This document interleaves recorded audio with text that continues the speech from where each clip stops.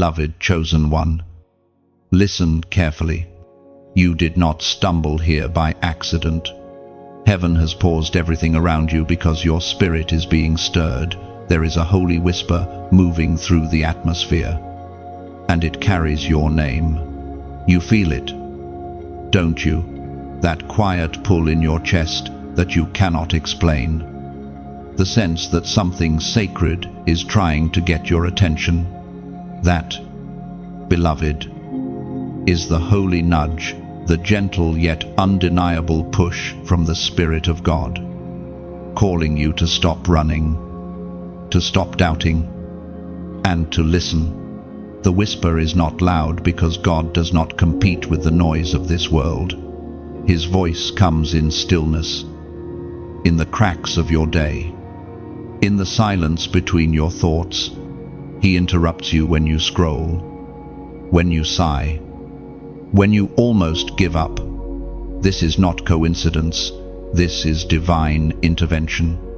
Heaven does not waste moments, especially not yours. You have been wondering why peace keeps slipping through your hands, why even the things that once satisfied you now leave you empty. It is because you are no longer meant to live on the level you once did. You have outgrown that version of yourself. The holy nudge is God's invitation to rise higher, to step into a new season of clarity, discipline, and destiny. Sometimes the nudge feels uncomfortable. It may come as a restlessness in your spirit, a sudden loss of interest in certain environments, or a deep conviction that whispers, "You cannot stay here." Do not ignore it. This is how heaven moves its chosen ones, through holy discontent that drives transformation. The whisper calls you to obedience, not delay.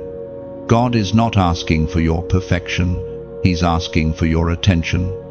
There is something He wants to birth through you, something your hesitation has been delaying. You may think you're waiting on God, but, beloved, heaven is waiting on your yes. You see, when God calls your name, He calls everything attached to it: your family, your purpose, your future. This is not just about you, it's about generations connected to your obedience. That's why the whisper won't leave you alone. That's why you can't rest in places you used to find comfort. You are being repositioned for divine purpose. So hear this: the nudge is not punishment, it's promotion. Heaven is trying to shift you before the storm hits, to move you before doors close, to prepare you before your time comes. Every chosen soul feels this season before the manifestation. Every prophet hears the wind before the rain. You are being called into alignment before acceleration. And I need you to know, this is not the time to silence the voice inside you. This is the time to lean in. The world around you is growing louder, but the spirit within you is growing stronger.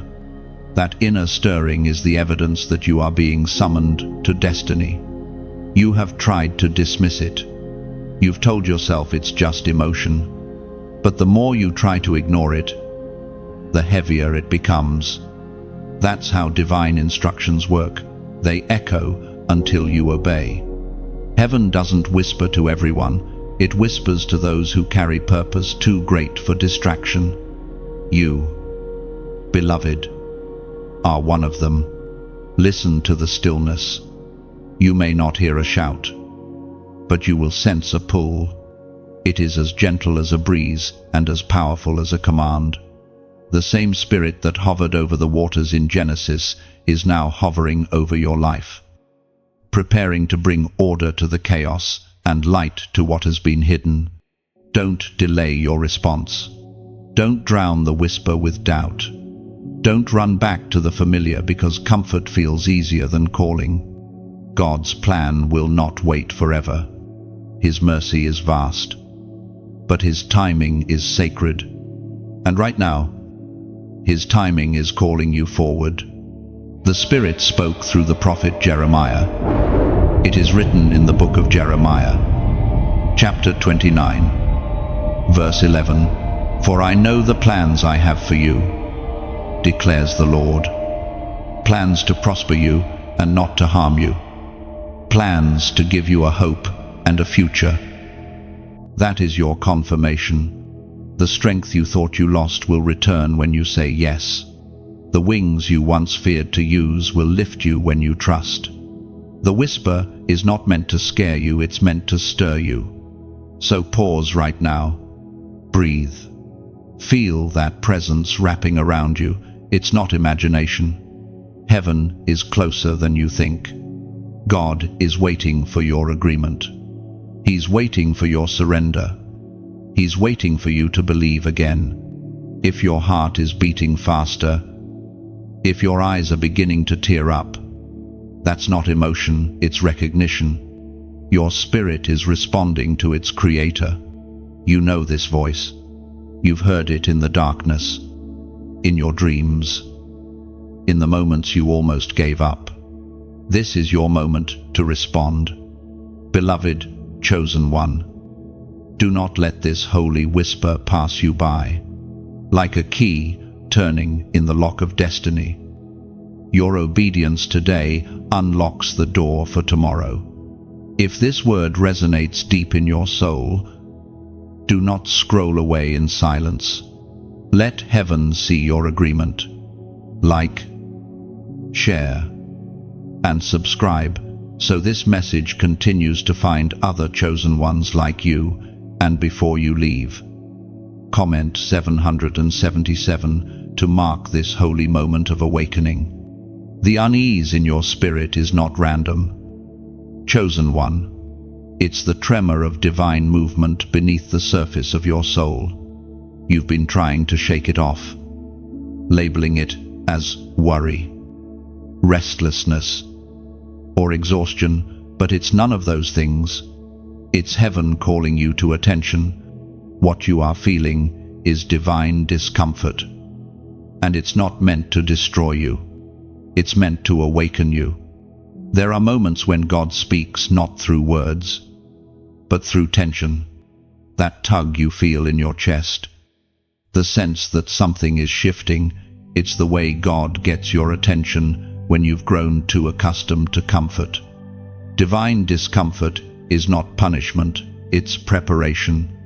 It is the Creator stirring you from slumber because destiny refuses to wait while you rest in mediocrity. You've been sensing that certain relationships no longer feel aligned. Certain places no longer feel peaceful.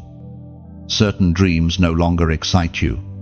That's not you losing passion, it's God changing your appetite. You are being weaned off of what once satisfied so that you can hunger for what truly fulfills. The divine is detoxing your spirit from distractions disguised as stability. Sometimes heaven makes you uncomfortable, not because you're in the wrong place, but because you've stayed there too long. The same place that once felt like home can begin to feel like a cage when your next level is calling. You can't breathe in a space meant for an earlier version of yourself. This is why you can't find rest where you used to. It's not peace leaving you, it's purpose leading you forward. Remember, this comfort never births greatness. Every chosen one in Scripture was shaken before being elevated. Abraham was asked to leave everything familiar. Moses was called out of hiding in the wilderness. David was pulled from the solitude of the fields into the chaos of kingship. Mary was chosen to carry the impossible. Every divine assignment begins with a disturbance in the ordinary. You might be praying for peace, but heaven is stirring purpose. The difference is crucial. Peace calms you, purpose changes you. Peace gives you rest, but purpose gives you direction. God is not trying to make your life easy, He's trying to make your life effective. That holy unease is the signature of someone being called higher. It's not always dramatic. Sometimes the nudge is a quiet conviction, a knowing that you can't keep doing what everyone else is doing. You feel it when you speak certain words and your spirit tightens, or when you move in directions that used to make sense but now feel wrong. That's divine feedback. It's heaven gently saying, "Not this way anymore." This is where many people retreat, mistaking discomfort for rejection. But those who are chosen understand what feels like loss is often redirection. When God disrupts your peace, He's not taking something from you, He's making space for something greater. Divine discomfort is the breaking of the shell that can no longer contain your growth. The more sensitive your spirit becomes, the less you can tolerate what once numbed you. You begin to feel deeply, see clearly, and move carefully. This is not weakness, it's spiritual maturity. God trusts you with sensitivity because He knows you will respond to His whisper. Don't fight the feeling. Let it reshape you. When your heart trembles, ask heaven, "What are you saying to me?" The answer may not come instantly, but the alignment will. God never disturbs without direction. There is a map hidden in your discomfort. He is calling you into discipline, into prayer, into silence, into obedience that doesn't make sense to anyone else. You may not know the full picture, but you know enough to take the next step. Divine discomfort is God's way of saying, "You've stayed long enough on this mountain." We are reminded through the writings of David in the Psalms. Chapter 37, verse 23, "The steps of a good man are ordered by the Lord, and He delights in His way." Even your unease is ordered. Even the shaking has purpose. God delights in your movement toward Him. Every restless night, every unanswered question, every tear shed in silence, they are not wasted. They are alignment tools, shaping you into the vessel heaven can trust. When divine discomfort comes, do not numb it. Do not rush to silence it with distractions. Sit with it. Pray through it. Let it teach you. You are not being broken, you are being reshaped. The potter's hands do not destroy the clay, they refine it for greater use.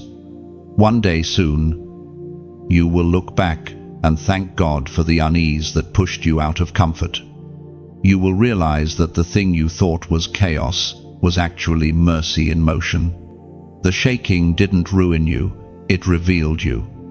So, beloved, lean into the discomfort. Let it guide you toward the next step. Heaven is speaking through the very tension you've been trying to escape. This is divine movement, and it's leading you home.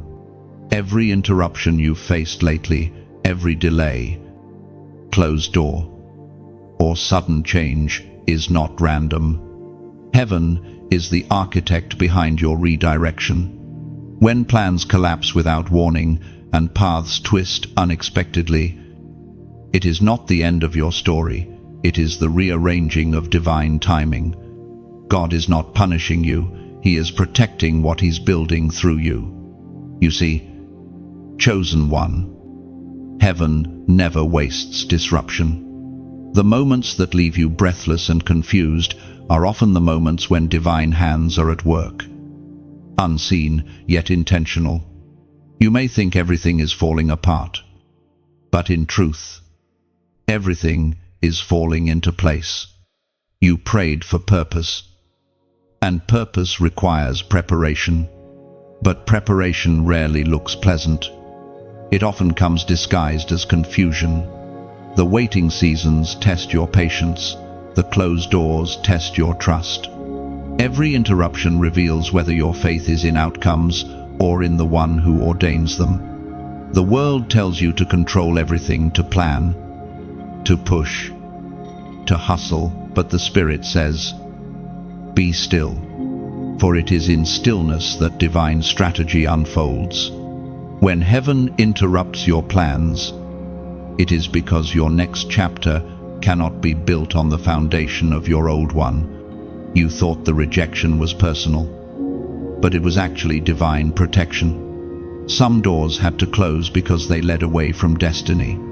Some people had to leave because they could not carry the weight of your calling. Every delay you've experienced is God's way of saying, not yet, but soon. The chosen always walk unfamiliar paths. God cannot lead you into the extraordinary through ordinary routes. When He interrupts your comfort, it's because He's upgrading your mission. What seems like loss is really relocation. He's not removing you from something good, He's leading you to something greater. It's natural to question the silence of heaven when plans crumble. But silence is not absence, it's strategy. God speaks loudly through outcomes, but He shapes deeply through quietness. You may not hear His voice in every moment, but you will see His fingerprints in hindsight. Every closed door carries a whisper, "Trust me here." Every detour echoes, "I'm still guiding you." This is where your faith matures, not when you receive everything you prayed for, but when you continue to believe even in the absence of answers.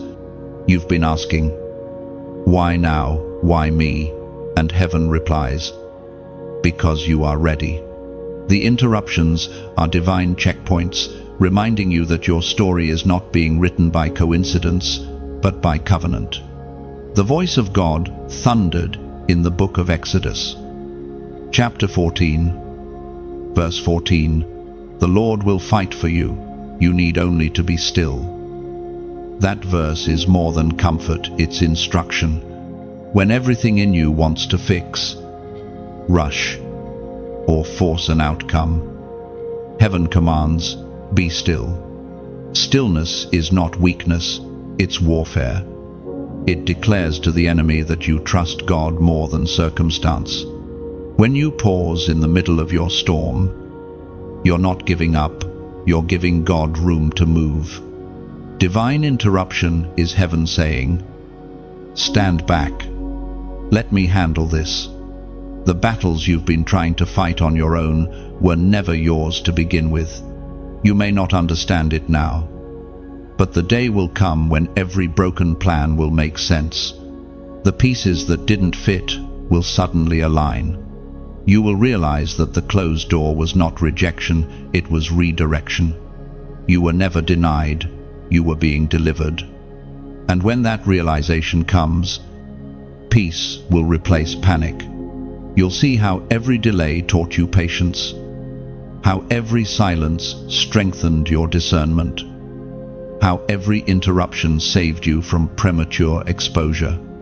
Heaven was not withholding, it was cultivating. So if your path has been interrupted, do not despair. Divine detours are not deviations, they're destiny. They are the scenic routes of heaven, designed to show you what straight paths could never reveal. Take this moment to breathe. You don't have to have all the answers. You only need to trust the one who does. What you perceive as a pause is actually divine pacing, God moving you in rhythm with His perfect timing. The shaking around you is not chaos, it's choreography. Heaven is synchronizing your steps with destiny. You are right where you need to be. Now, take a sacred moment and declare your trust out loud in the simplest way possible. Comment, "I trust you." It's not just words, it's a prophetic act. When you write it, you align your heart with heaven's rhythm. You silence fear and agree with faith. Every time you type those 3 words, you are saying, "Even when I don't understand, I will not resist divine interruption." Your comment becomes your covenant. It's a sign to heaven that you choose surrender over struggle. And in that surrender, you will find strength. Because this is what it means to be chosen, not to have a smooth path, but to have an unshakable faith, to be still when others panic, to trust when logic fails, to keep walking even when the road ahead disappears into mystery. Heaven is interrupting you only because it's protecting what's sacred. So breathe again. Chosen one. What you thought was falling apart is actually falling into divine alignment. From the moment you took your first breath, heaven marked you. You were never random, never accidental, never forgotten. Every twist, every turn, every unseen hand that guided you through chaos was proof that you were written into the eternal script before time began. You are not simply living, you are unfolding a prophecy. You have felt it your entire life.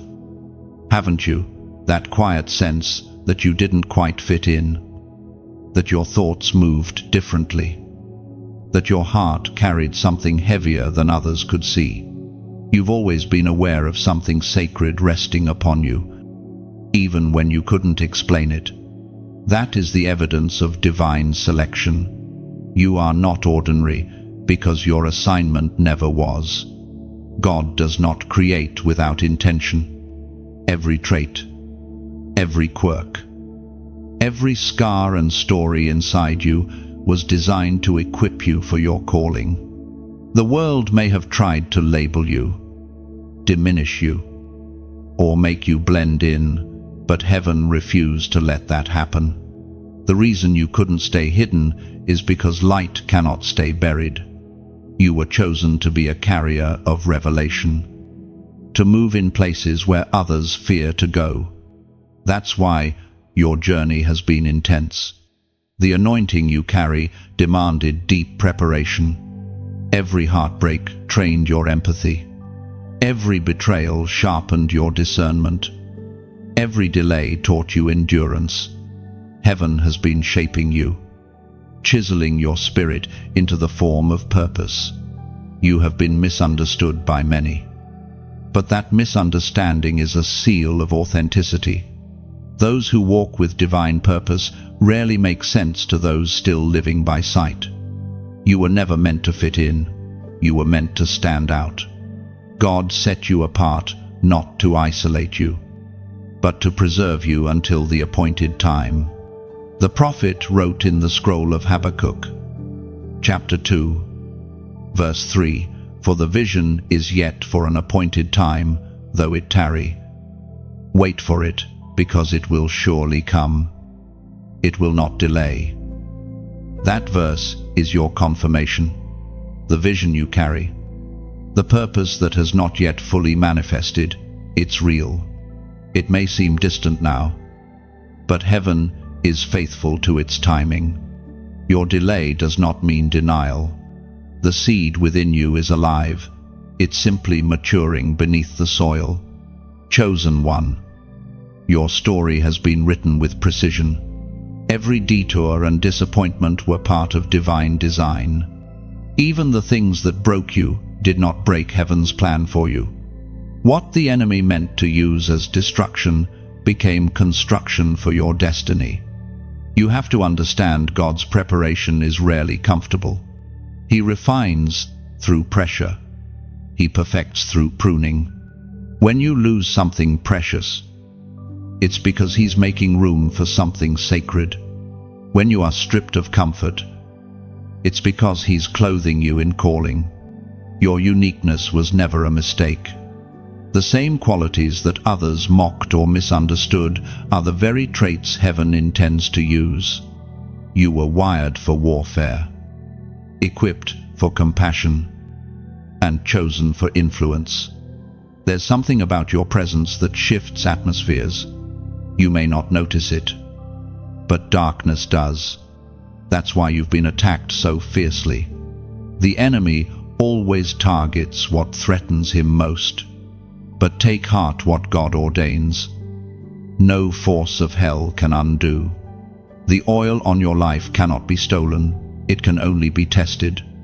You've endured the testing, and now the proving season begins. What you've survived has qualified you for what's next. You will not stay hidden forever. When the appointed time comes, heaven will unveil you. The same people who doubted your silence will witness your emergence. But even in your revealing, remain humble. Remember, the light is not yours, it shines through you. And when your time comes to step into the place you've been prepared for, you will know it wasn't luck, it was lineage. You come from divine design, not random chance. Your path was carved before your first word was spoken. So walk with confidence, but also with reverence. What you carry is holy. You are a vessel of divine assignment, not a product of circumstance.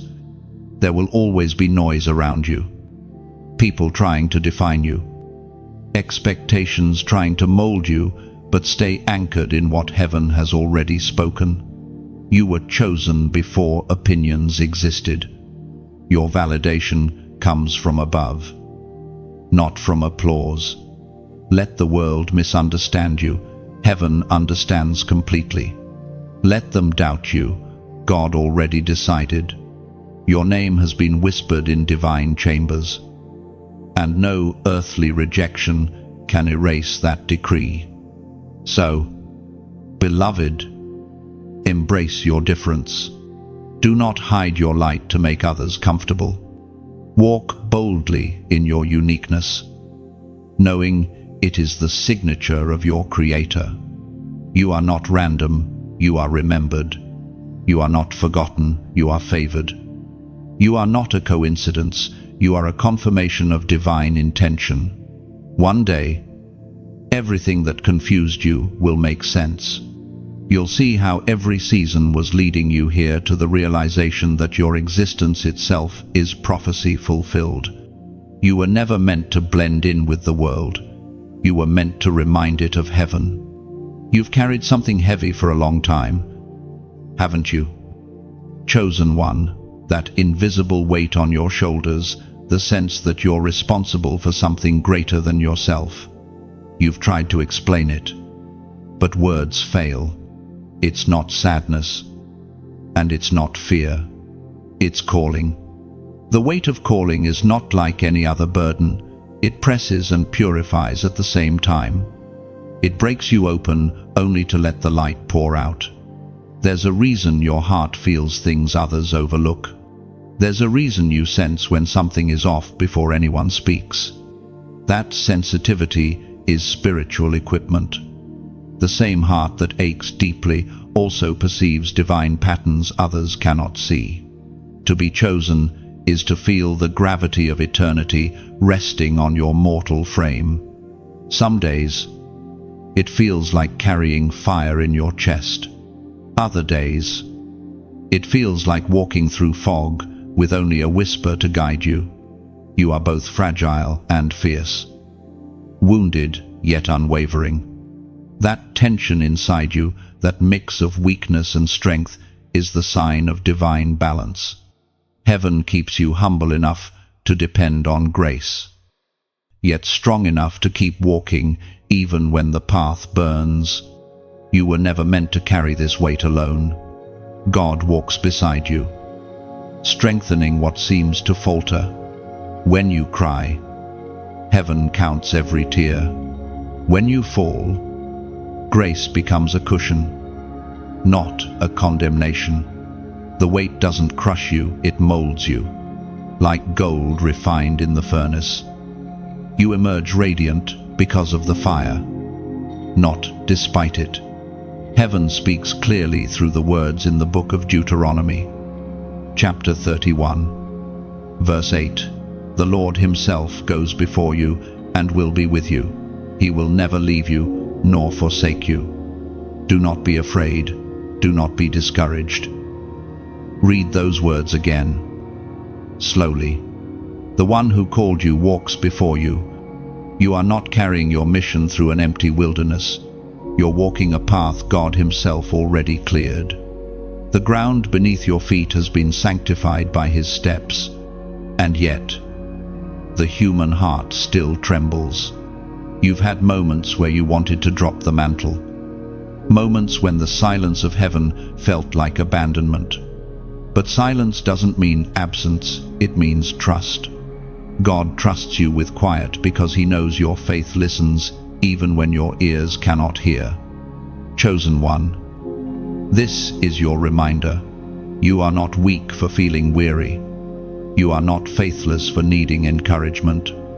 Even Jesus, carrying His own cross, stumbled beneath the weight. Your exhaustion doesn't disqualify you, it connects you to the same divine lineage of endurance. Sometimes the call feels like an anchor, other times it feels like wings. When the anchor pulls you low, it's teaching you depth. When the wings lift you high, it's teaching you vision. The two work together so you never lose balance between humility and purpose. This is why community matters. You may carry a personal calling, but you're part of a collective mission. A single flame can light the darkness, but a field of candles can set a world ablaze. When you support this divine work by sharing, by subscribing, by helping sustain it, you're not just giving, you're joining the light. You're saying, I believe this voice should keep reaching others who are carrying silent battles like mine. Your gesture, whether it's a share, a like, a subscription, or even a small donation, isn't about money or metrics. It's about ministry. It's a ripple that reaches another chosen one sitting in the dark, scrolling, searching for a sign that heaven hasn't forgotten them. You could be the reason they find hope tonight. Think of it like planting a seed in good soil. Every act of support is a seed of faith that grows into someone else's awakening. You may never meet the soul your kindness touches, but heaven sees it and multiplies it. When you share this message, you are echoing heaven's voice. When you subscribe, you're keeping the flow of anointing alive. When you give, no matter the amount, you're saying, God, I believe in what you're doing here. And heaven responds to that faith with blessing, pressed down and running over. The vineyard of destiny is vast, and every hand matters. Even the smallest contribution, a click, a comment, a gift adds light to this growing flame. Together, we carry what no single person can bear alone. Together, we lift the weight of the calling until it becomes not heavy, but holy. So, take a deep breath. You are seen, you are supported, and you are part of something eternal. The weight you carry is proof that you were trusted with heaven's work. If this message finds you in a fragile moment, let it remind you, you are not alone in this mission. There is a whole unseen family of chosen ones walking beside you, carrying light into the dark corners of this world. So, keep the fire burning, keep walking, keep believing, and if your heart feels led, extend your hand to keep this message alive through your share, your subscription, or your offering of love. What you sustain here will sustain others later, because the burden you carry is not a curse, it's a calling wrapped in grace. And heaven always funds what it ordains. There are moments, chosen one, when you cannot deny that something supernatural is reaching for you. It comes as patterns too precise to be coincidence, dreams that repeat, words that echo from strangers' lips, numbers that appear again and again until you finally look up and whisper, God, what are you trying to tell me? Those are not coincidences, they are signs. They are heaven's fingerprints, pressed gently against the fabric of your life, calling you to pay attention. You see, God does not always shout from the clouds. Sometimes He speaks through the ordinary, through timing so exact it leaves no room for chance. You might call it déjà vu, or intuition, or divine alignment. But your spirit recognizes it. Heaven speaks in patterns because your destiny has a rhythm. Once you begin to listen, you'll realize that everything around you has been trying to communicate something sacred. The world dismisses signs as superstition, but the spiritually awake understand they are invitations. Every repeated number, every vivid dream, every random encounter carries a message. Heaven sends reminders that you are not walking alone. Those whispers in your heart that seem impossible to explain, they are coded instructions from above. Heaven is still speaking. The same God who guided the wise men with a star still guides you through symbols. The same voice that called Moses from the burning bush still calls your name through moments that burn with divine meaning. When something catches your attention twice, pause. When it repeats 3 times, listen carefully. The pattern is not there to entertain your curiosity, it's to awaken your obedience. Sometimes, signs come to comfort. Sometimes, they come to warn. Other times, they come to push you into movement. You may find yourself seeing the same verse, the same word, or the same image everywhere you turn. It's heaven saying, "This is your confirmation." The ancient words recorded in the book of Proverbs, chapter 3, verse 6, remind you, "In all your ways acknowledge him, and he shall direct your paths." Notice the simplicity. Acknowledge him, not analyze, not overthink, not demand an explanation, just acknowledge. When you pause and say, "Lord, I see what you're showing me," heaven opens the next step. Revelation follows recognition. These signs are never meant to replace scripture or relationship with God. They're meant to draw you deeper into both. The same Spirit who reveals the sign also provides discernment. You will know in your heart when something is from him, because it will bring peace, not confusion. Divine signs align with divine truth. Many people miss their next miracle because they dismiss their current sign. They pray for direction, yet ignore the confirmation already glowing in front of them. The Spirit's nudge often begins as something small, a number sequence, a phrase that lingers, a stirring dream, and if you ignore it long enough, the silence will return until you're ready to listen. But you, chosen one, are beginning to listen. You've started noticing patterns others overlook. You feel the pull to move, to change, to prepare. You are being called into deeper alignment. Every sign you've been seeing lately, every repetition, is heaven's way of saying, "I'm near, I'm guiding you." Don't let the busyness of the world drown out what heaven is highlighting. The more you acknowledge, the clearer the voice becomes, and the clearer his voice becomes, the more powerful your steps will be. Some of the greatest miracles in Scripture began with simple signs: a bush that burned but wasn't consumed, a dove descending in peace, a still small voice in the wind. God loves to speak through symbols because symbols bypass intellect and speak straight to the spirit. Maybe lately you've been noticing a color, a phrase, a song that seems to follow you. Maybe you've been waking up at the same hour each night or hearing a name repeatedly. Don't dismiss it. Heaven is threading meaning into your days. When you begin to recognize that divine language, you'll move differently. You'll walk through life with holy awareness, knowing that even the smallest moments carry weight. The wind will no longer be just wind, it will be whisper. The coincidences will no longer be random, they will be revelation. And when your spirit confirms that a sign is from God, respond. Speak gratitude aloud. Write it down.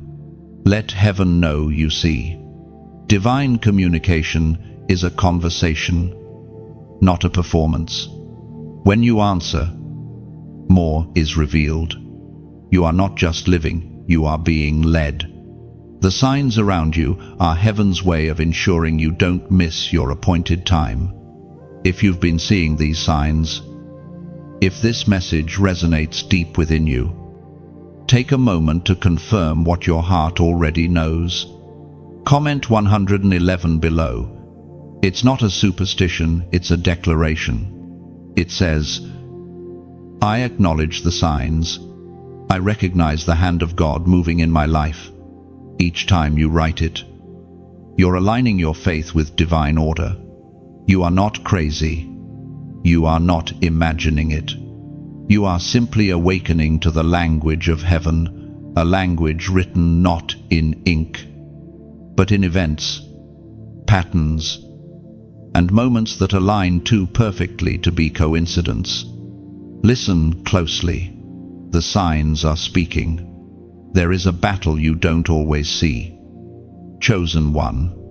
It doesn't happen on fields of earth, but in the quiet places of the mind, in thoughts that whisper doubt, in distractions that pull you away from prayer, in fatigue that makes you forget your power.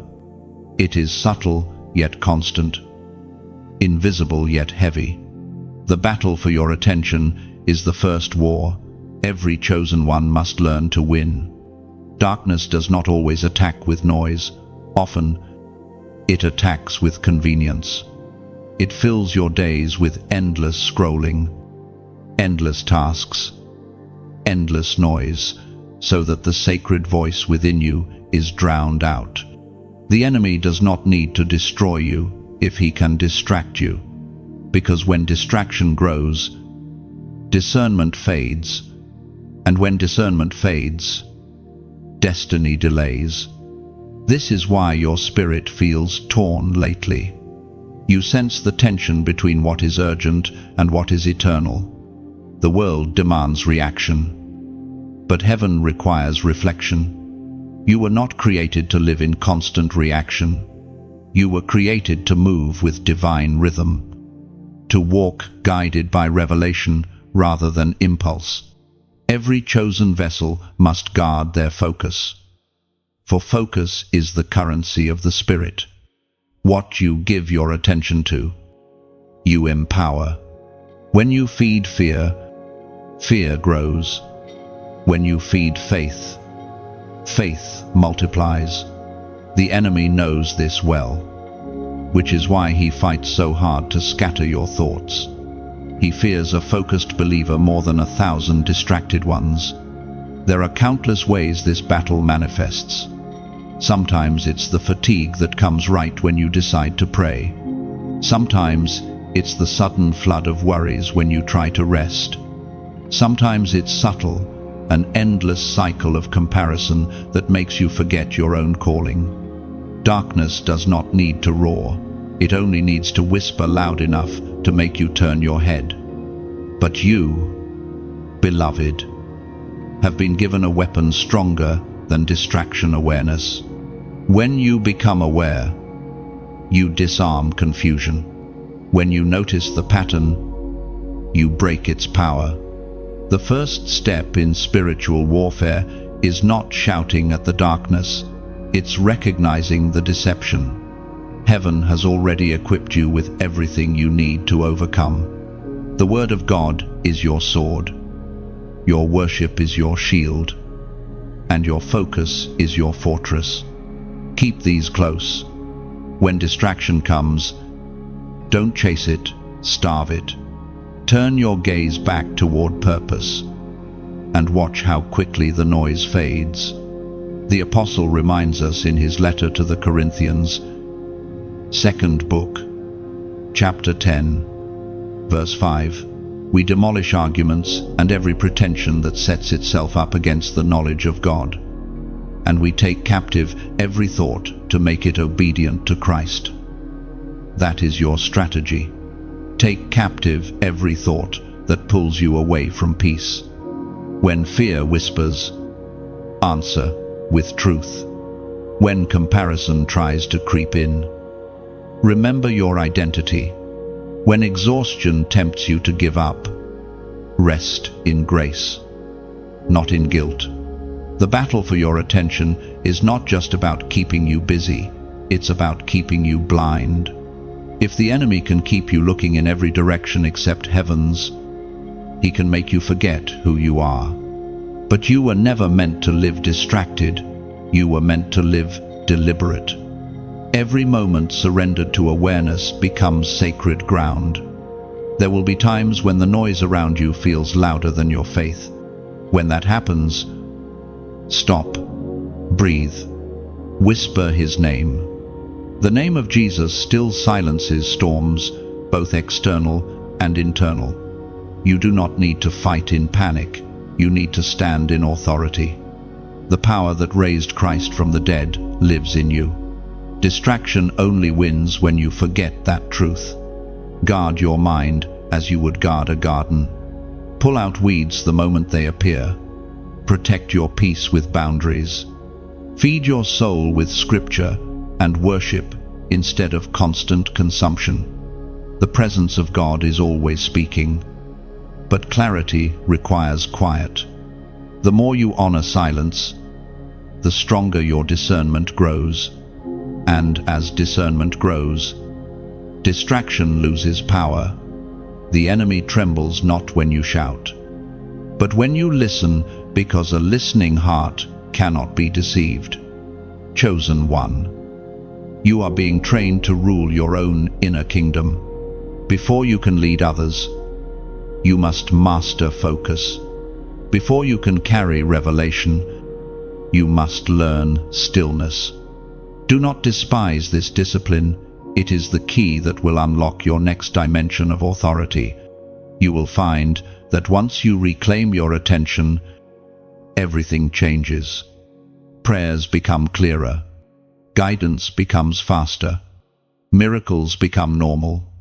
Heaven always moves where attention flows. So guard your focus like treasure. It is the doorway between chaos and clarity, between noise and knowing. Every time you choose to return your gaze to God, heaven celebrates quietly, because another battle has been won without shouting, without spectacle, just stillness and victory. There are seasons when silence stretches so long that even your prayers begin to echo back empty. The wilderness is not a place you choose, it's a place you are led. And though it feels like exile, it's actually education. The wilderness season is where God strips away the unnecessary so he can reveal the essential. You've been there, haven't you? That dry place where nothing seems to move, where answers come slowly and days blur together.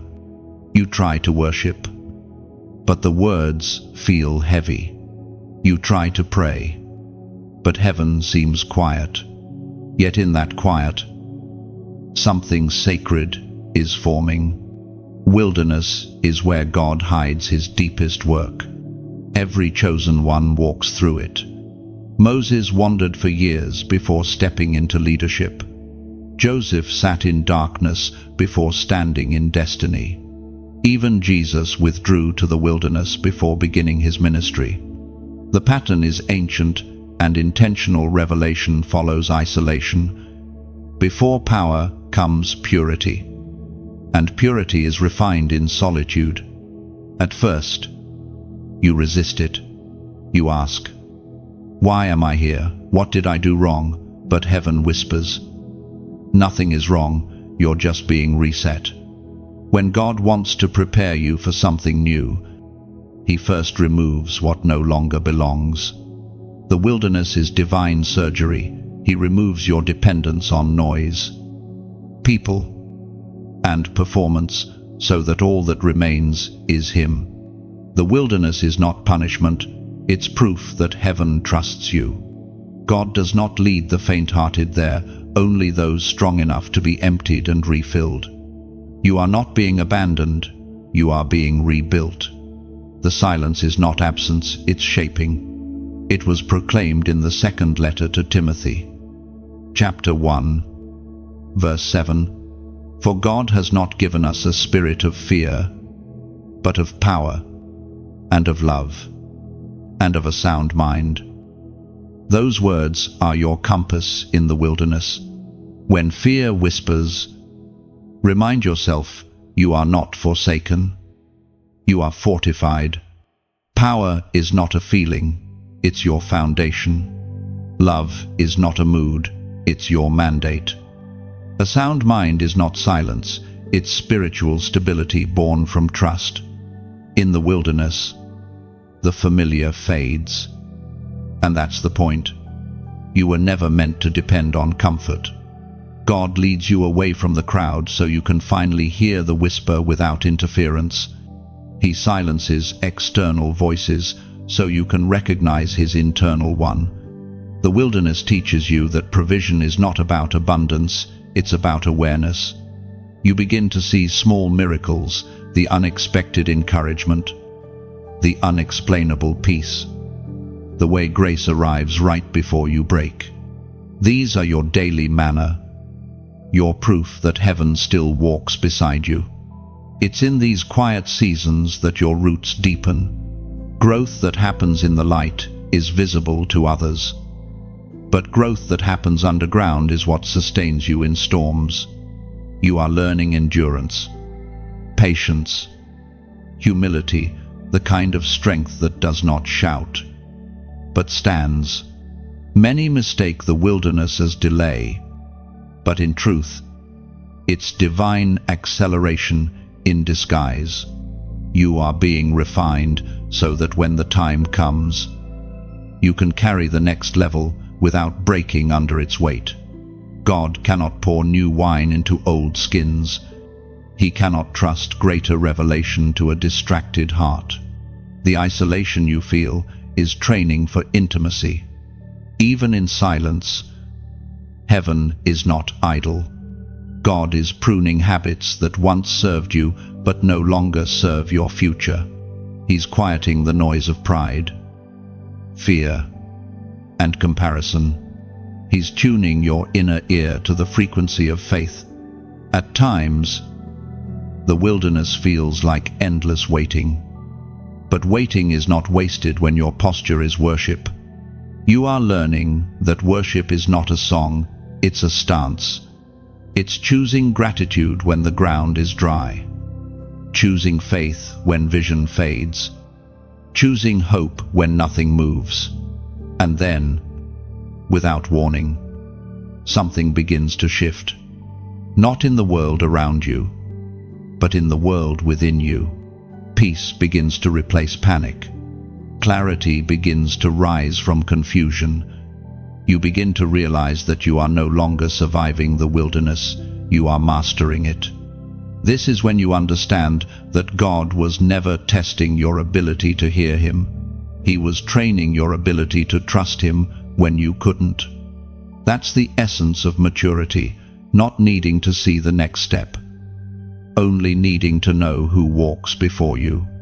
When your wilderness ends, and it will, you won't leave empty. You'll walk out lighter, wiser, sharper. The same wilderness that once made you weep will become the testimony that sets others free. You'll realize that what you thought was isolation was actually initiation. So, if you find yourself in that barren space, don't curse it, bless it. Let it refine you. Let it teach you. The wilderness is not the absence of destiny, it's the doorway into it.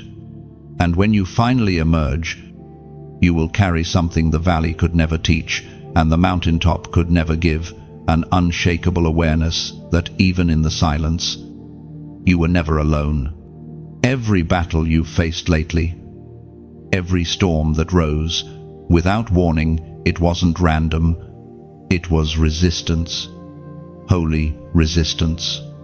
The pressure around you is not evidence of abandonment, it's proof of your anointing.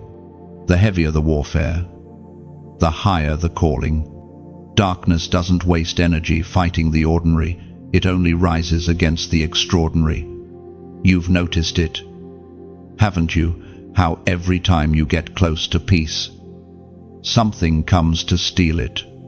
Every time you decide to move forward, distractions appear.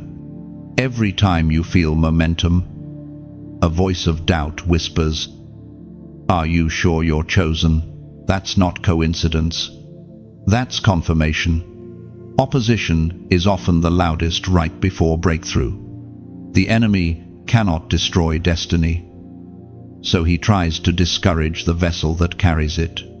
He knows he cannot cancel what God has written, so he attacks your confidence in what's written.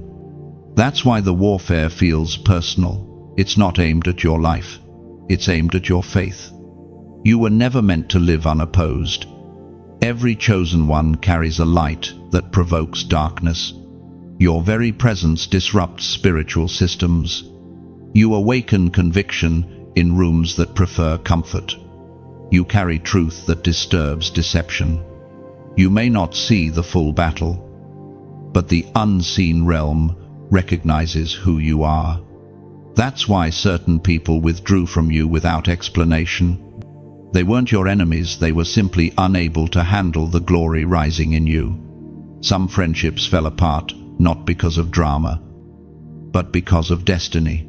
When light expands, it exposes what cannot stay hidden. God didn't remove them to punish you. He removed them to protect your peace. It's tempting to interpret resistance as rejection. But remember, the cross was resistance too. Even Jesus faced betrayal, misunderstanding, and opposition from those he came to save. You are walking in sacred footsteps when you feel misunderstood for doing what's right. The Spirit spoke through the prophet Isaiah, chapter 54, verse 17. "No weapon that is formed against thee shall prosper, and every tongue that shall rise against thee in judgment thou shalt condemn. This is the heritage of the servants of the Lord, and their righteousness is of me, saith the Lord." That verse is not just comfort, it's confirmation. It declares that weapons may form, but they will fail. Words may rise, but they will fall. You may feel surrounded, but you are still secure. The battle may rage, but the victory has already been written. Holy resistance is heaven's gymnasium. It strengthens your faith and exposes your weakness so grace can fill the gaps. Every confrontation is a classroom teaching you how to wield authority. Every loss is training your endurance. Every tear is watering the soil for your next harvest. The enemy's strategy is not to scare you, it's to wear you down. But what he doesn't understand is that your resilience was built for this. You were forged in fire. You've survived things that should have broken you. The fact that you're still standing is not stubbornness, it's supernatural. When darkness presses in, don't panic. Pause. Remember who you are. Speak the word, not worry. Worship, not fear. The moment you shift your focus from what's attacking you to who is defending you, the atmosphere changes. Heaven responds to faith, not frustration. Every time you choose peace over panic, you disarm the enemy. Every time you forgive instead of retaliate, you prove that love is stronger than hatred. Every time you worship in warfare, you confuse the forces that rise against you. You are not fighting for victory, you are fighting from victory. So, the next time resistance shows up, don't ask, "Why me?" Instead, ask, "What is this preparing me for?" Because every battle has a blessing attached to it. Every fight is permission for new authority. If you feel like the opposition has been relentless lately, if attacks have increased and peace seems distant, don't let discouragement win. Instead, make a declaration right now. Comment, "I still stand." It's not just a phrase, it's a prophecy. It tells the universe that despite the warfare, your faith is unbroken. It tells heaven that you're still aligned. It tells darkness that you're still unshaken. When you type those words, you're not seeking attention, you're claiming identity. You're saying, "I refuse to bow to fear. I refuse to let pain define me. I stand because He sustains." Every chosen one must learn to bless God even while bleeding. That's how warriors are born, not in comfort, but in conflict. You're learning that resilience is not denial, it's devotion. It's the ability to keep believing when nothing makes sense. So lift your head, chosen one.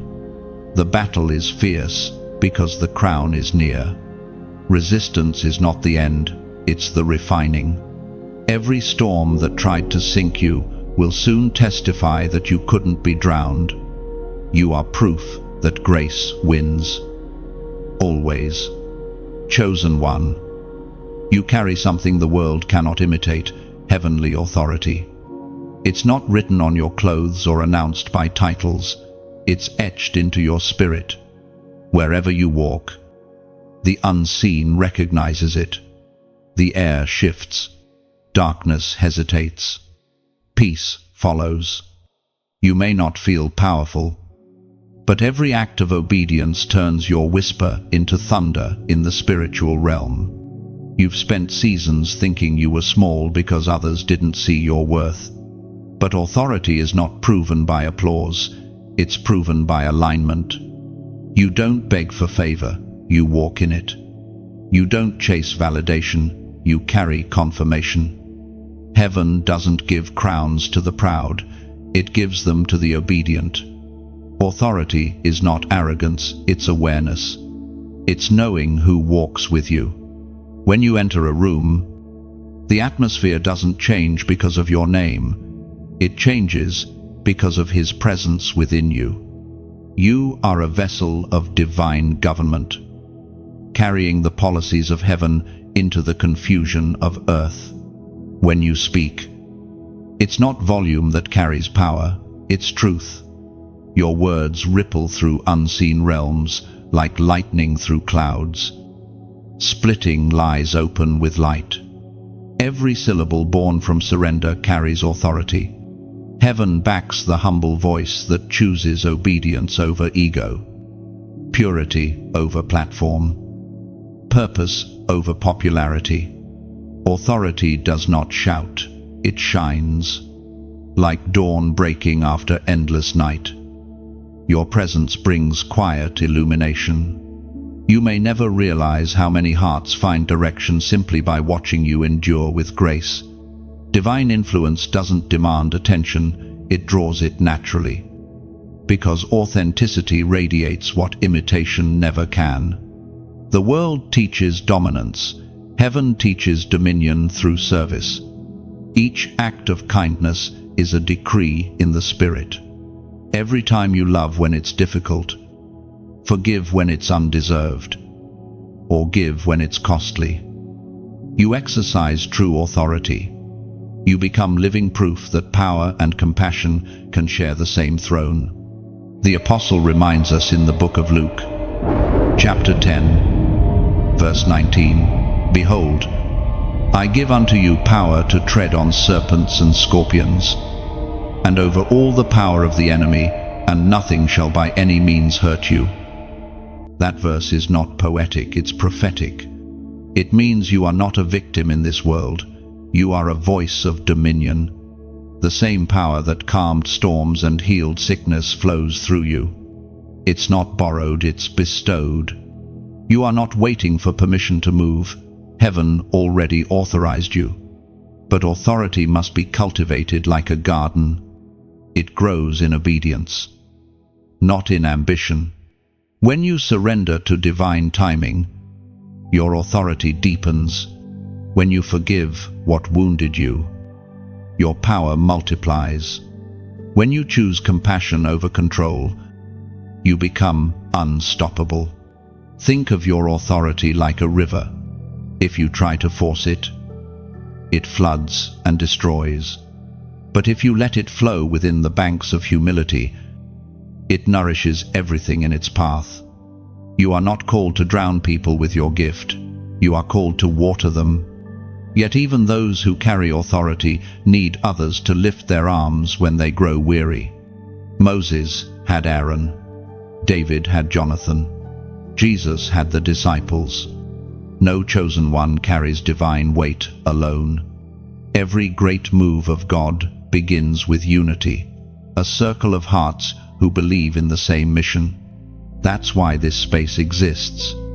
Every video, every word, every message flowing from here is not entertainment, it's ministry. It's a table where hungry souls come to eat truth again. But this table stands because people like you choose to hold it steady. When you like, when you share, when you subscribe, you're not feeding an algorithm, you're feeding the flame. You're helping build a lighthouse that guides others out of their storms. And when you choose to give, when you donate, even a little, you're not paying for a message, you're planting into a mission. You're saying, I believe this light must keep shining. Every seed you sow becomes a word that reaches another weary soul at midnight.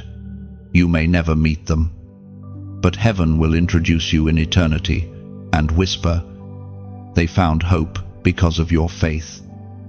Consider it like tending a vineyard. Some plant, some water, and some harvest, but all share in the fruit. A single share is a seed. A single like is a drop of water. A single donation is a vine stretching further across the world. You may not stand on a stage, but through your support, you're preaching with every act of faith. Authority is not only about speaking, it's about sustaining. When you support the move of God, you participate in it. When you share light, you multiply it. When you give, you mirror heaven's generosity. And heaven always returns what reflects its heart. Never underestimate the ripple you create. Your one act of support might be the exact push that keeps this voice speaking, keeps this flame burning, keeps another chosen one from giving up tonight. So, as you listen, let gratitude rise in your heart, not just for the message, but for the mission. This isn't about a channel, it's about a movement. Together, we are spreading truth across oceans, planting hope in deserts, and reminding the forgotten that they are still seen. Like the lamp in an old temple that never goes out because priests keep adding oil. This message burns brighter when you pour your part. Every click, every share, every offering is oil sacred and seen by heaven. You were not just meant to receive light, you were meant to help it shine.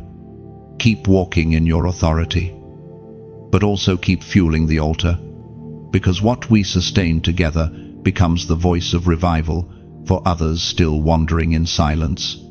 You carry heavenly authority, and through your hands, heaven keeps moving. There comes a moment, chosen one, when waiting turns into revelation, when what you thought was delay is revealed as design. You stand between what was promised and what has not yet come to pass. And something inside you begins to stir. This is the season of breaking the delay. For too long, you've walked in circles, questioning whether you misheard heaven. You've prayed, fasted, and tried to stay faithful. Yet doors remained locked and time felt frozen. But listen, God does not forget. The silence was never punishment. it was alignment. The delay was not denial, it was divine timing. When heaven prepares something of eternal value, it cannot be rushed. A diamond takes time, and so does destiny. Delay is the sacred pause between prophecy and performance, the moment when faith matures from wish into weapon. You were not being ignored, you were being refined to handle what you asked for. It is easy to worship when things move fast, but it takes faith to trust when nothing moves at all. The delay has been your classroom. It has taught you endurance, humility, and perspective. It has forced you to confront your impatience and discover that God's pace is not slow, it's precise. Many mistake waiting for stagnation, but there's a difference. Stagnation drains, waiting builds. When you wait in faith, your spirit grows roots unseen by others. Those roots are drawing from living water even when no one notices. Heaven never rushes the root, because deep roots guarantee lasting fruit. The ancient words written in the book of Ecclesiastes, chapter 3, verse 1, declare, "To everything there is a season, and a time to every purpose under the heaven." You see, there is a season for silence and a season for song, a time to plant and a time to harvest. You are stepping into the appointed time. What once felt like endless preparation is about to shift into manifestation. God has been working behind the curtain, aligning people, places, and opportunities so that when your name is called, everything will be ready. But here is the mystery: delay is often broken not by more effort, but by surrender. When you release control, the door you've been knocking on quietly opens. You've been taught to push, to strive, to make things happen, but sometimes faith looks like letting go. The moment you stop forcing it, the flow begins. It is the paradox of divine timing. Heaven waits until you stop chasing what was never meant to outrun you. When your heart finally rests, grace accelerates. Chosen one, your prayers have been working even when you couldn't see movement. The seed beneath the soil always breaks before it blooms. The breaking is not evidence of death, it's the beginning of life. You have been breaking open for blessing. Sometimes God delays to protect what's sacred from premature exposure. Some blessings can destroy if delivered too soon, like fruit plucked before ripeness. Gifts received before maturity cannot be sustained. Heaven delays not to deny you joy, but to preserve your longevity. And when delay ends, it ends suddenly. Suddenly, favor flows. Suddenly, messages come. Suddenly, what you thought was lost returns multiplied. The shift happens not because time changed, but because you did. Your patience became the key that unlocked your next season. You may not realize it, but the delay has taught you to listen differently. Before, you heard only with expectation. Now, you hear with discernment. Before, you waited for blessings. Now, you wait for instructions. That change in posture is what heaven was after all along. Breaking delay is not about external speed, it's about internal alignment. Once your spirit aligns with heaven's rhythm, time begins to serve you instead of hinder you. Moments start to unfold with divine precision. The right people appear, the right doors open, and it feels effortless. Not because it's easy, but because it's ordained. The proof that delay is breaking is the return of peace. You no longer feel rushed, yet things start to move faster. That's the paradox of grace. It accelerates those who walk slowly in trust. The anxious heart hurries, the confident heart flows. So let go of frustration. Release the timeline. Stop comparing your pace to others. Every chosen one has a unique clock set by heaven. Yours has not stopped ticking. It's simply waiting for the perfect hour to strike. And when it does, the sound will echo through every place that once rejected you. One divine now can redeem years of waiting. The moment God says move, everything lost is restored in one breath. That's the nature of divine justice. It pays with interest.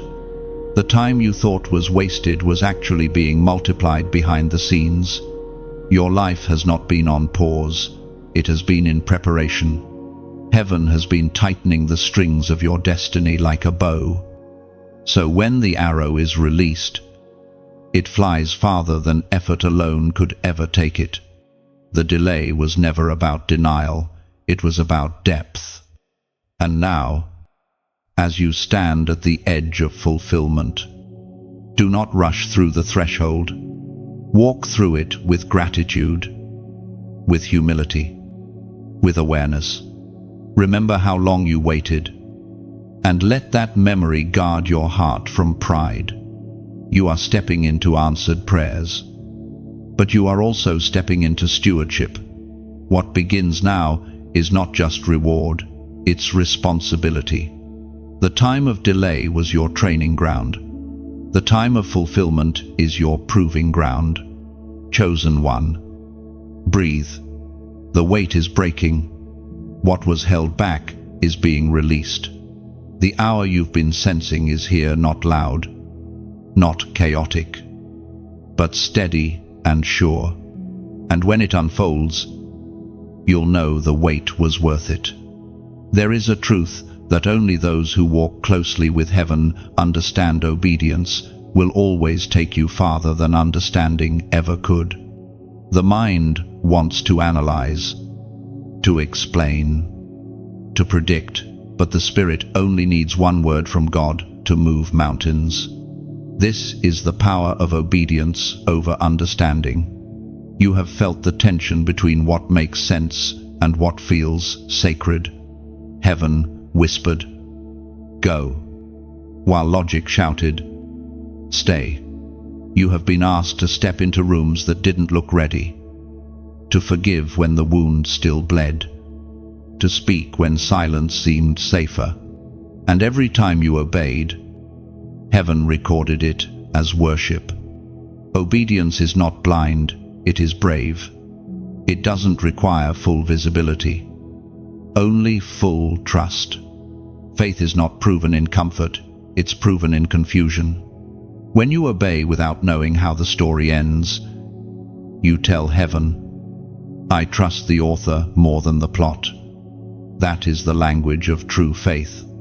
The voice of God is rarely comfortable, but it is always correct. Sometimes He asks you to let go of what you love most so He can give you what you were born for. Other times, He commands stillness when everything in you wants to run. But every act of obedience builds something eternal inside you. Heaven never forgets obedience, even when no one applauds, even when no one understands. Obedience echoes in eternity. The unseen world takes notice. Angels respond to it. Demons fear it. Because obedience is the purest form of spiritual warfare, it breaks chains that understanding cannot touch. The Word of God declares in the book of Genesis, chapter 12, verse 1, "Now the Lord had said unto Abram, Get thee out of thy country, and from thy kindred, and from thy father's house, unto a land that I will show thee." And yet, obedience will test you. It will cost comfort, reputation, logic, and sometimes relationships. People may call you reckless. The world may call you unrealistic. But heaven calls you faithful. When you obey the whisper, you prove that trust means more to you than convenience.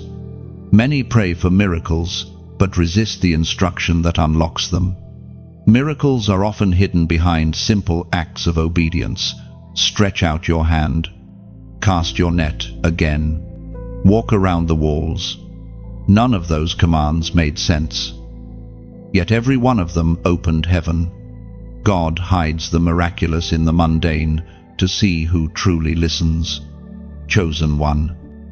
This is why your life cannot follow the pattern of others.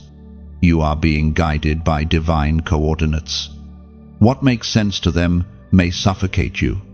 You are walking a path tailor-made for your anointing. And every step of obedience is recalibrating your destiny. Understanding can be comfortable, but obedience brings completion. The moment you decide that trust is greater than comprehension, doors begin to open, mountains move, delays break, because heaven responds not to how much you know, but to how much you obey. It's okay to not have all the answers. You were never called to understand every detail. You were called to walk by faith. The kingdom doesn't run on explanations, it runs on obedience. Each time you act on God's whisper, you become a bridge for miracles to flow through. And sometimes, obedience looks like waiting. Sometimes, it looks like walking away. Other times, it looks like doing what you've done 100 times before, but this time with heaven's breath behind it. Obedience transforms the ordinary into divine opportunity. There's a reason the enemy fights your obedience more than anything else. He doesn't fear your knowledge, he fears your yes. Because a single act of surrender can undo years of delay. When you obey, you realign heaven and earth in your favor. Do not despise the instruction simply because it seems small. Sometimes, the smallest yes opens the widest gates. Heaven tests hearts through the little things to prepare them for greater things. This is the season to stop analyzing and start aligning. God is not asking you to understand, He's asking you to trust. What's coming next won't be explained by reason. It will be revealed by revelation. And if this message resonates in your spirit, if you know God has been asking you to take a step of obedience that doesn't make sense, respond right now in faith. Comment 444. It's more than a number, it's your agreement. It declares, I will obey even when I don't understand. I will trust even when I can't see. Every time you type those 3 digits, you're saying yes again to growth, to grace, to God's greater plan. Heaven sees your yes. The ground beneath you begins to shift because faith has just taken action. Remember, obedience does not always bring immediate reward, but it always brings eternal impact. One day, you'll look back and realize that every confusing command was leading you to this moment of clarity. So, keep walking. Even if your next step feels uncertain, keep listening. Even if the voice is faint, you are not lost, you are being led. And when you obey, you move the heart of God more than any prayer could. Trust the whisper, follow the nudge, step even when sight fails. Because obedience may not always make sense, but it always makes history. There comes a sacred shift. Chosen one. When heaven begins to move faster than your plans, what once took years suddenly unfolds in days. What you used to chase begins to chase you. This is the season of divine acceleration, the mysterious moment when time bows to obedience, and grace outpaces effort. You have waited, worked, and wondered if the promise would ever come. But the time of slow growth has ended. The wind of heaven is behind you now, and what seemed immovable will start to move with ease. This is not luck, it's alignment. When heaven finds you ready, acceleration begins. Acceleration is not chaos, it is divine order operating at its highest speed. It is heaven catching you up to the timeline you were always meant to live on. The years that felt wasted were actually seeds being buried deep. The pain that delayed you was only positioning you for this precise moment. The prophet Elijah spoke as recorded in the first book of Kings, chapter 18, verse 46. And the hand of the Lord was on Elijah, and he girded up his loins, and ran before Ahab to the entrance of Jezreel. That verse is more than history, it's prophecy. Elijah outran a chariot because divine strength entered human limitation. The same hand that touched Elijah now touches you. What once took others years will take you months. Where others crawl, you will soar. Because grace does not follow time, time follows grace. Acceleration is not just about speed, it's about divine synchronization. It means that everything meant for you begins to find you without delay. The right people appear at the right hour. The right doors open without effort. The path that once felt tangled suddenly becomes clear. But with acceleration comes responsibility. You must learn to move quickly without losing peace. To say yes when heaven says move, and no when distractions call your name. Acceleration demands focus. Grace can only multiply what you're willing to steward.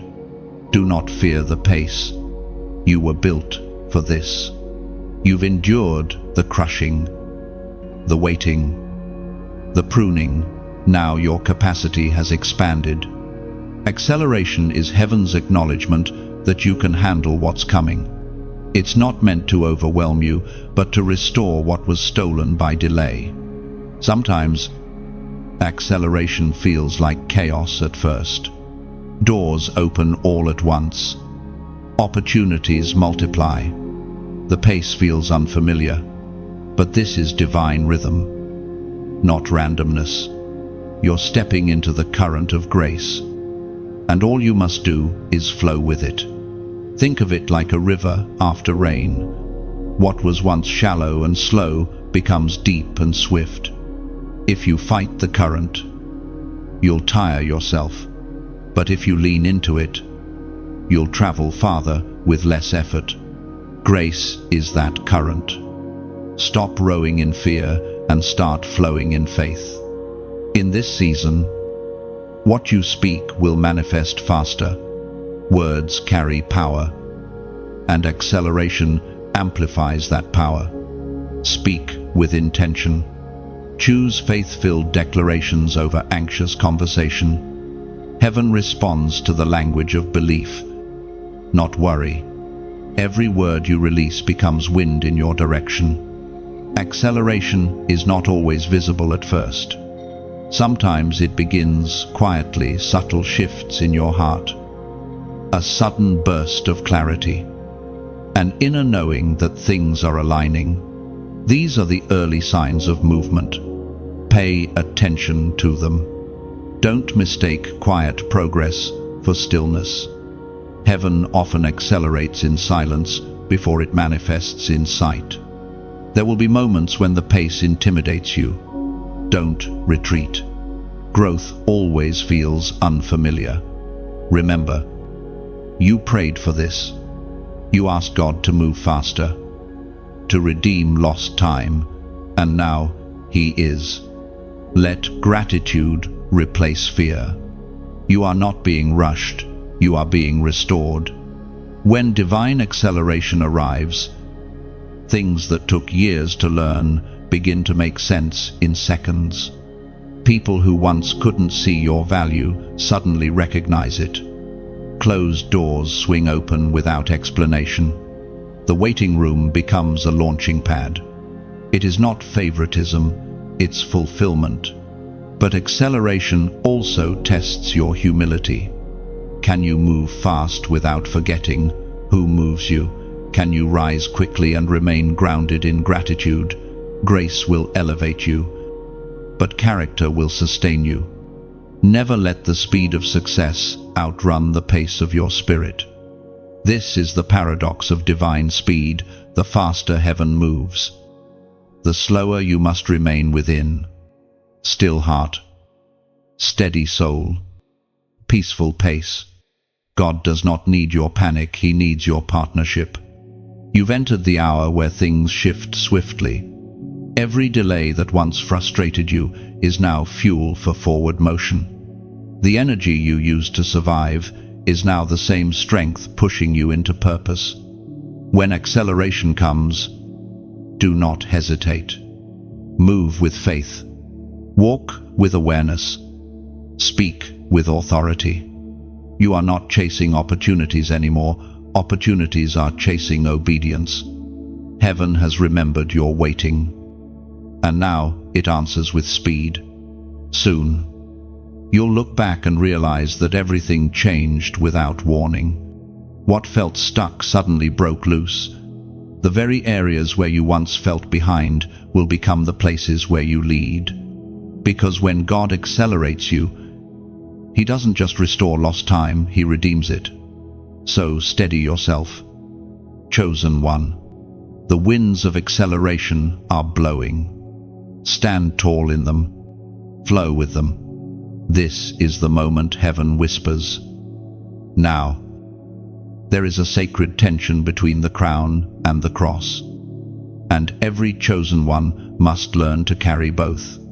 The crown represents glory, recognition, and purpose fulfilled. The cross represents pain, surrender, and sacrifice endured. You cannot truly wear one without first bearing the other. Before authority comes humility. Before reward comes refinement. You've seen glimpses of your crown, the visions, the victories, the confirmations, but perhaps you didn't expect the weight of the cross that came with it. The rejection, the waiting, the loneliness. Yet heaven never gives glory without grounding it in surrender. The cross ensures that pride dies before promotion arrives. The journey of the chosen is never just ascent, it's descent and rising. Descent and rising again. God does not lift those who will forget the dust they came from. He builds kings and queens from kneeling servants. The crown shines only because of the crucible that forged it. When you carry a divine calling, you carry both symbols at once. The crown rests on your spirit, but the cross presses on your flesh. It humbles you, so the glory won't corrupt you. Each trial you endure is not meant to break you, but to balance you, to ensure your heart remains pure while your influence expands. The Apostle reminds us in the book of Romans, chapter 8, verse 18, "For I reckon that the sufferings of this present time are not worthy to be compared with the glory which shall be revealed in us." These words are more than comfort, they are a covenant. They tell you that the pain you feel now is not wasted, it's an investment. Every tear you've cried is currency in the kingdom, exchanged for a glory greater than you can comprehend. The cross is not a punishment, it's a purification. It burns away the layers of ego, insecurity, and fear that would otherwise distort your calling. God cannot pour new wine into old vessels, so He reshapes you in fire before entrusting you with oil. The breaking you've endured is not destruction, it's divine sculpting. Some days, you'll feel both extremes at once. You'll sense the honor of the crown while still bleeding from the weight of the cross. You'll have moments of victory followed by waves of vulnerability. Don't be alarmed, that's the rhythm of transformation. Even Jesus experienced joy and sorrow, intertwined the joy of purpose and the agony of obedience. To carry a cross is to carry clarity. It strips away illusions and teaches you the difference between applause and approval, between success and significance. It reveals who truly walks with you, who prays for you, and who only stayed for your shine. The cross exposes what comfort conceals. Every chosen soul must learn that the path to the throne always passes through Gethsemane. There is no resurrection without surrender. There is no glory without grief. The oil of anointing flows only from olives that have been crushed. That crushing is not cruelty, it's consecration. The cross also teaches compassion. When you've suffered, you learn to see others' pain through new eyes. You no longer rush to judge, you rush to heal. You become a safe space for the broken because you know what it's like to bleed quietly. Your empathy becomes your ministry. The crown, then, is not a symbol of superiority, but of stewardship. It reminds you that the influence God gives is never for your ego, but for others' freedom. To wear it rightly, you must remember the weight that shaped it. Every jewel in your crown represents a battle you overcame, a night you didn't give up, a prayer you whispered when you felt forgotten. When the world sees your shine, only heaven remembers your scars. But both are sacred. The scars are the signature of survival. The shine is the evidence of divine favor. Together, they tell the story of a warrior refined by grace. Chosen one, don't despise your cross. It's not a contradiction to your calling, it's confirmation of it. The cross proves that heaven trusts you with pain because it knows you will turn it into power. The weight you carry today will soon become wisdom for others tomorrow. And when the day of crowning arrives, and it will, you will not boast in your strength, but in His faithfulness. You will wear the crown not as a trophy, but as testimony. You will remember every valley, every tear, every lonely night, and realize it was all sacred preparation. The crown and the cross are not enemies, they are partners in purpose. The cross shapes your heart, the crown reveals your harvest. Together, they complete the story heaven began in you. So carry both with reverence. When life feels heavy, remember your crown. When victory feels easy, remember your cross. These two forces, pain and purpose, will keep you steady as you walk the narrow path between humility and glory. Rise, chosen one. You've been through the fire and the silence, through the shaping and the waiting. Now heaven is whispering. Stand tall. You are stepping into a prophetic era where your words will not merely be sounds, they will be swords. The same mouth that once trembled in doubt will now speak with divine authority. This is your awakening. You carry light that was not meant to flicker in secret. Your story is not for shame but for strength. Every scar on your spirit glows like a lamp in the dark, guiding others who are still trapped in their night. You are not rising for attention, you are rising for impact. The light within you does not announce itself, it simply shines. Like dawn over a battlefield, your presence itself begins to shift the atmosphere. When you speak, peace follows. When you move, darkness notices. Heaven's fingerprints are visible in everything you do because you have walked through enough pain to recognize true purpose. You shine not because life spared you, but because grace carried you. Every hardship became a lantern, every heartbreak a window for light to pass through.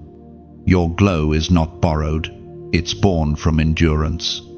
The wounds that once bled now blaze as proof that divine fire never wastes suffering. Your radiance is quiet but undeniable, It doesn't need permission to exist, it simply testifies. Like a lighthouse battered by waves yet still burning. Your light tells the world, storms can bruise the vessel, but never drown the flame. You endure, not to prove strength, but to reveal steadfast hope. The Apostle wrote in the book of Matthew, chapter 5, verse 14, "Ye are the light of the world. A city that is set on a hill cannot be hid." That is not poetic, it's prophetic. You are that city. The hill is your calling. The visibility you once ran from is now your assignment. It is time to rise, not in pride, but in purpose. You were never meant to blend in with shadows. You were meant to blaze trails through them. But remember, light must be sustained. A flame survives only when it's fed. That's why every like, every share, every comment, and every donation matters. It's not about numbers or vanity, it's about keeping the oil flowing. Each act of support is like a drop of sacred oil poured onto this lamp so it doesn't go out. Think of it as tending a fire in the night. Some gather wood, others bring oil. Some simply sit near the flame and guard it from the wind. When you engage, when you share, subscribe, and give, you become a keeper of the fire. You ensure that this light continues to reach those still stumbling in the dark. What we are building here is not just content, it's a cathedral of words. A temple of truth made of faith and generosity. Every time you interact, you place another stone in its foundation. And every stone carries weight. It bears someone's testimony, someone's healing, someone's breakthrough. To those who give, you're not funding a person, you're fueling a purpose. You're investing in unseen souls who will find light through what you help sustain. You may never meet them in this life, but heaven will one day reveal how your simple act of support became their moment of salvation. It's like watering a garden you might never walk through. The seeds you plant here bloom in hearts you may never see. Yet heaven keeps record of every drop of faith poured out, the same way rivers feed oceans. Your small gesture of giving feeds a global wave of hope. This is what rising looks like. It's not about standing above others, but standing for others.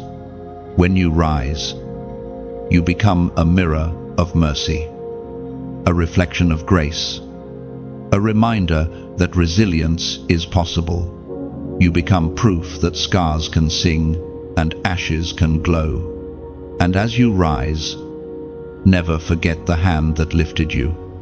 Stay humble, stay grateful, continue to speak truth even when your voice shakes. Your influence is not a platform, it's a pulpit. Every interaction is ministry. Every viewer is a soul. Every donation is worship. You are helping to carry the message forward, to keep the lamp burning in every home it reaches. Each share becomes a spark that travels farther than we can imagine. Each comment becomes a candle in the collective glow of faith. So, if this message stirs something deep in you, don't just listen, participate. Let your presence be felt in the fire. Comment, "I choose my crown." Say it as a declaration, not of pride, but of purpose. When you type those words, you are saying, "I will rise into everything heaven designed me to be. I will carry my light boldly." And if your heart feels moved, support this movement in whatever way you can through your engagement, your giving, your prayer. You're not helping a voice, you're amplifying heaven's message. You're ensuring that weary souls scrolling through their storms find light instead of despair. Because this isn't just about one message, It's about the ministry that continues long after this moment ends. Together, we are weaving a tapestry of truth, thread by thread, click by click, offering the world a reminder that light still lives. You are rising not to be seen, but to help others see. And as long as the light burns in you and through this collective work, it will never be extinguished. Keep the oil flowing. Keep the fire alive. Keep rising. Chosen one, your time is now. When heaven begins to trust you, the air around your life changes. The storms that once terrified you no longer shake you, and the silence that once felt heavy now feels holy. You begin to realize that trust from God is not earned by perfection, it is built through perseverance. Every time you chose faith over fear, heaven was taking notes. Every time you obeyed, even while trembling, heaven marked it as trustworthiness. You are entering the realm where heaven no longer just visits you, it partners with you. Trust is the highest currency of the divine. God can love everyone, but he only entrusts the weight of revelation to those who have proven that obedience outweighs emotion. When heaven trusts you, the assignments become heavier, the insight deeper, and the authority stronger. But understand this, heaven does not test you to shame you, it tests you to shape you. The trials that seemed endless were trust assessments, measuring how much glory your vessel could hold without cracking. When you passed through heartbreak and didn't grow bitter, heaven took note. When you faced betrayal and still chose forgiveness, the kingdom saw readiness. When you worshipped in the dark with no audience, heaven whispered, "Now I can trust them." It was written in the Gospel of Luke, chapter 16, verse 10, "He that is faithful in that which is least is faithful also in much, and he that is unjust in the least is unjust also in much." That verse is the blueprint of trust. The small things, the unseen acts of integrity, the quiet prayers, the consistent humility, those are the threads that weave divine credibility. Heaven does not hand power to the loudest, it hands it to the loyal. When heaven trusts you, it begins to reveal mysteries that others overlook. Dreams take on layers of meaning. Scripture opens like a door instead of a wall. You start to hear what others miss, not because you're superior, but because you've been still enough to listen. Heaven shares secrets with those who protect them. Trust also means timing. There are things you prayed for that didn't arrive because heaven was watching how you handled waiting.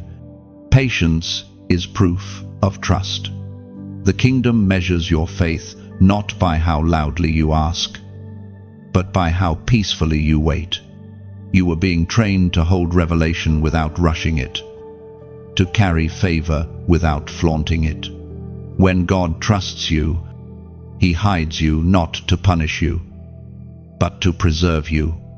You'll find yourself in rooms smaller than your capacity because he's strengthening your character before expanding your platform.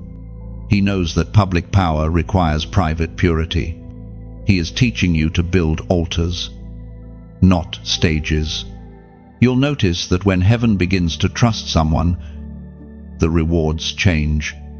What used to excite you, praise, visibility, recognition no longer satisfies you. Instead, you crave accuracy.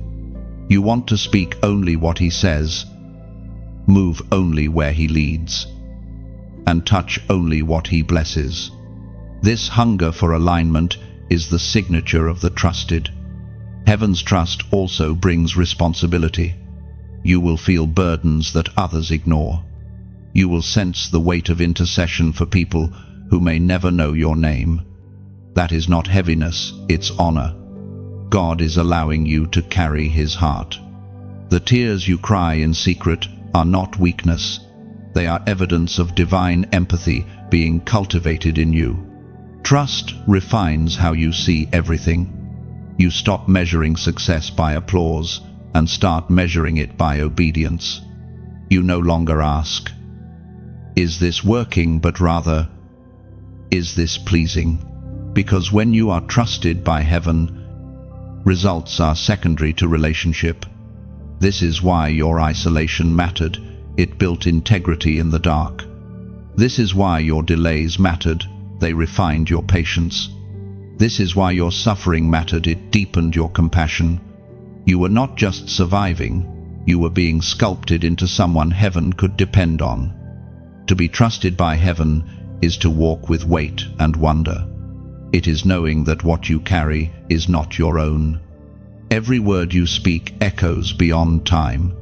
Every action becomes seed. Every silence becomes intercession. You begin to move with gentleness because you understand that glory is fragile when mishandled. There will be moments when you feel the weight of it all, the responsibility, the loneliness, the unseen labor, and you will wonder if it's worth it. In those moments, remember this: heaven never trusts where it does not dwell. If he has placed this much weight on you, it's because he lives within you. As you mature in this trust, your life will become less about striving and more about flowing. You'll stop chasing opportunities and start hosting presence. You'll stop fearing failure and start resting in grace.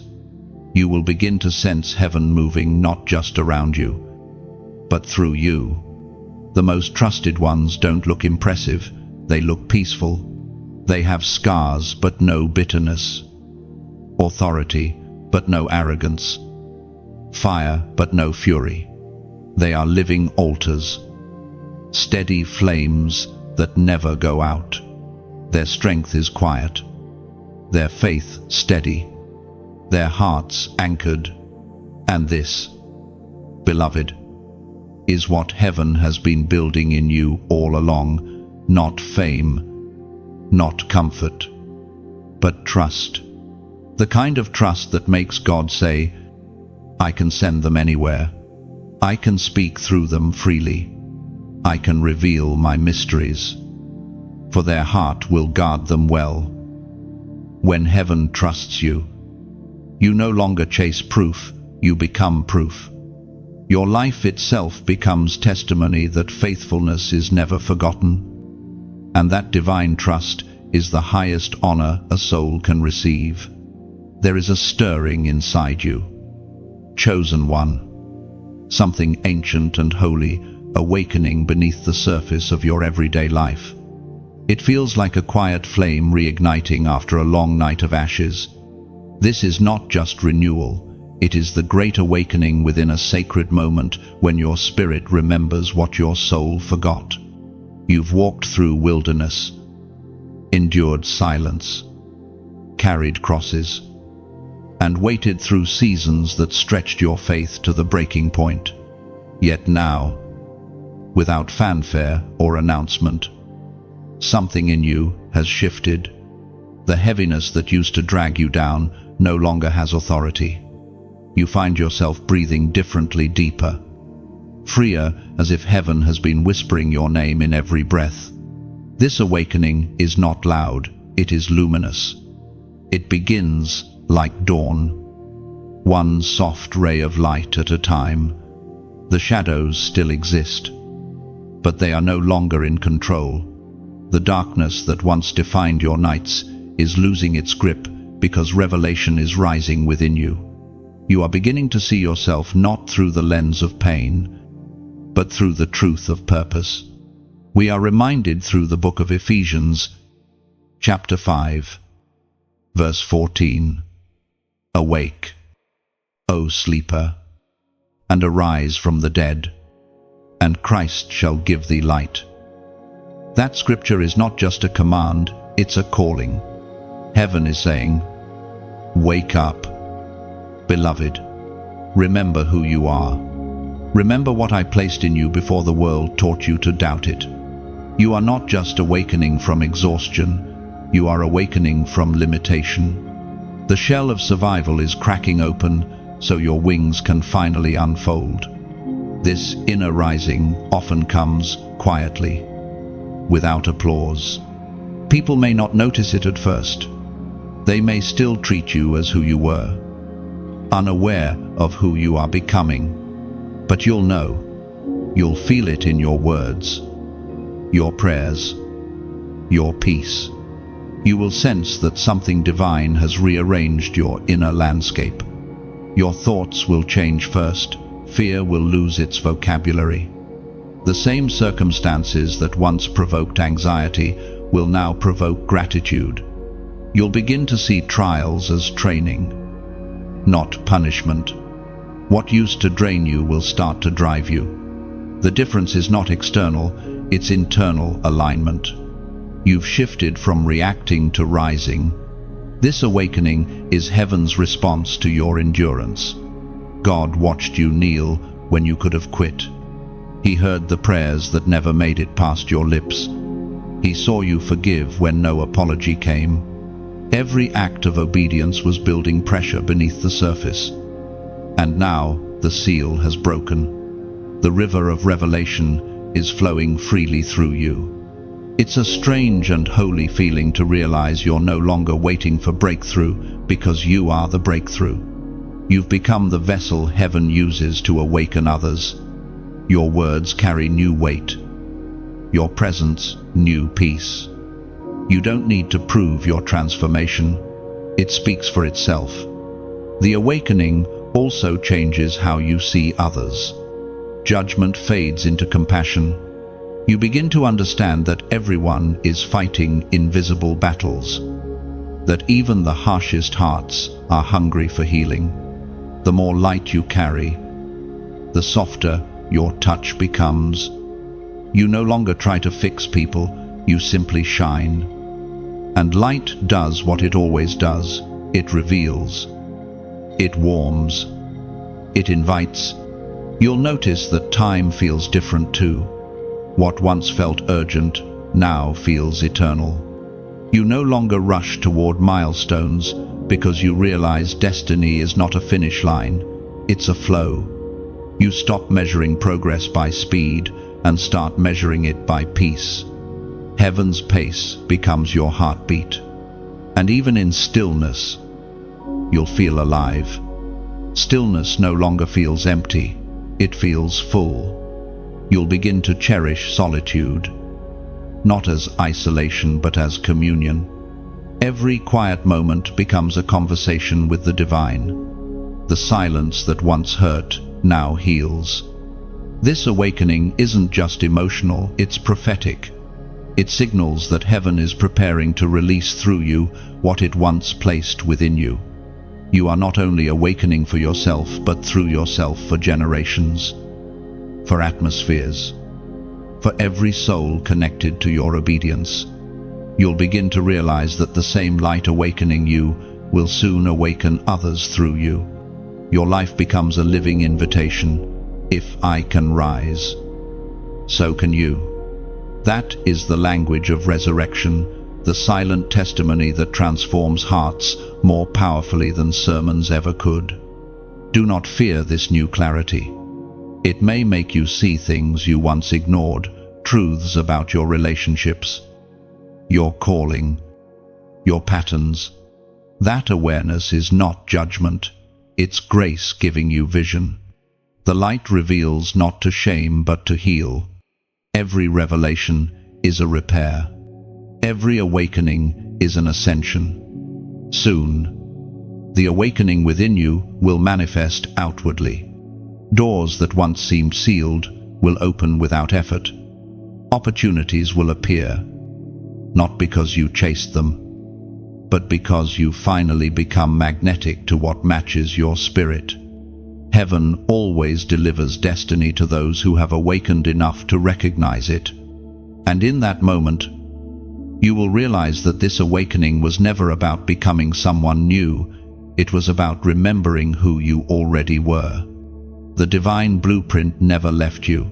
It was simply waiting for you to stop doubting it. You were never broken, only buried. And now, the grave cannot hold what grace has chosen to reveal. Breathe deeply. Chosen one, this is the sound of resurrection. The same Spirit that raised Christ now rises within you, restoring vision, reviving courage, renewing identity. The awakening has begun not around you, but within you, beloved chosen one. If these words have stirred your spirit, take this moment not as an ending but as ignition. What began as a whisper has now become a flame inside you. Carry it forward. Let this light that found you continue its journey through you. When you like, share, and subscribe, you're not just engaging, you're extending the reach of the message that awakened something sacred in your heart. You're helping heaven's voice echo a little farther, touching those who still wander in silence. Every comment you leave is a seed of connection, a ripple of faith that reminds someone else they're not alone. Let your words bless another traveler who finds this message. Speak life. Speak courage. Speak hope. This is more than a video. More than a moment, it's a movement of awakening souls, remembering who they are. Keep it alive. Keep it glowing. Keep it spreading. Your light matters. Your presence matters. The story doesn't stop here. It continues every time you share it forward. Type in the comments below what this message awakened in you, and together, let's keep heaven's fire burning on earth.